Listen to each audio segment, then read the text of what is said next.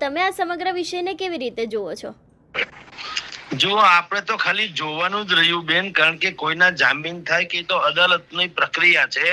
અદાલતને જે યોગ્ય લાગ્યું હોય તે નિર્ણય કર્યો હોય. કલમ દુનિયાભરની લગાવવામાં આવી હતી, પરંતુ પોલીસે જે રિમાન્ડ માંગ્યા, રિમાન્ડ એ નામંજૂર કર્યા અને જામીન મળી ગયા છે.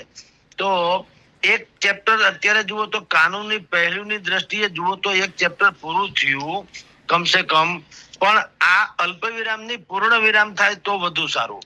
જામીન મળી જવા એ તો મેં કીધું તેમ કાનૂની પ્રોસેસ છે, અને કાનૂની જે નીતિ નિયમ પ્રમાણે અદાલતને ઠીક યોગ્ય લાગ્યું હોય એમ રીતે એને જામીન મળ્યા.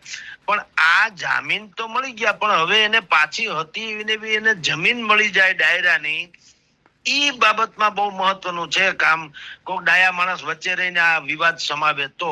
પણ જામીન મળી ગયા તો મેં તમને પહેલા કીધું તેમ કે દુનિયાભરની કલમ પોલીસે ભલે લગાવી, પણ અદાલતને જે યોગ્ય નિર્ણય લાગ્યો, સુપ્રીમ એમ કહેવાય છે કે એના વકીલે સુપ્રીમ કોર્ટના કોઈ નિર્ણય જે છે એને આગળ ધરીને કીધું કે જ્યારે દેવાયત કવરની ધરપકડ થઈ ત્યારે ન તો એને આગોતરી જાણકારી કરવામાં આવી કે ન તો એને લીગલી જે કરવું જોઈએ એ પ્રોસેસ કરવામાં આવી હતી. એટલે એના આધારે કંઈક એને જામીન બામીન મળ્યા છે. કોઈ એક કલમ હતી જેના આધારે રાતના મોડી રાત સુધી ચર્ચા ચાલી હતી.